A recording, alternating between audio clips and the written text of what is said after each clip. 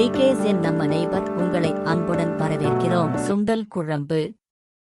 கருப்பு சுண்டல் 250 கிராம், பெரிய வெங்காயம் 3, பூண்டு 10 பல், இஞ்சி 1 துண்டு, எண்ணெய் 3 டேபிள் ஸ்பூன், சீரகம் 1 டீஸ்பூன், பிரியாணி இலை 1, மஞ்சள் தூள் அரை டீஸ்பூன், மிளகாய்த்தூள் 1 டேபிள் ஸ்பூன், மல்லித்தூள் 2 டேபிள் ஸ்பூன், கஸ்தூரி மேத்தி 1 டேபிள் ஸ்பூன், கரம் மசாலாதூள் 3/4 டீஸ்பூன்.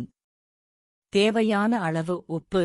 குக்கரில் கருப்பு சுண்டல், தண்ணீர், உப்பு 3யும் சேர்த்து 6 விசில் விட்டு இறக்கி தனியாக வைத்துக் கொள்ளவும். ஜாரில் பெரிய வெங்காயம், பூண்டு, இஞ்சி, தக்காளி அனைத்தையும் சேர்த்து நன்கு அரைத்துக் கொள்ளவும்.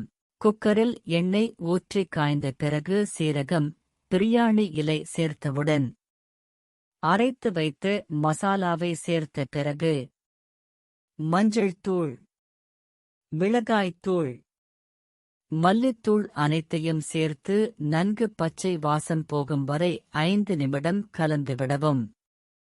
பின்பு வேகவைத்த கடலையும் தண்ணீரையும் சேர்த்து கலக்கிவிட்ட உடன் கஸ்தூரி மேதியை சேர்த்து கலக்கியவுடன் கடைசியாக கரம் மசாலா தூள் சேர்த்து கலக்கிய பிறகு குக்கர் மூடியை மூடி வைத்து 2 விசில் விட்டு இறக்கிவிடவும்.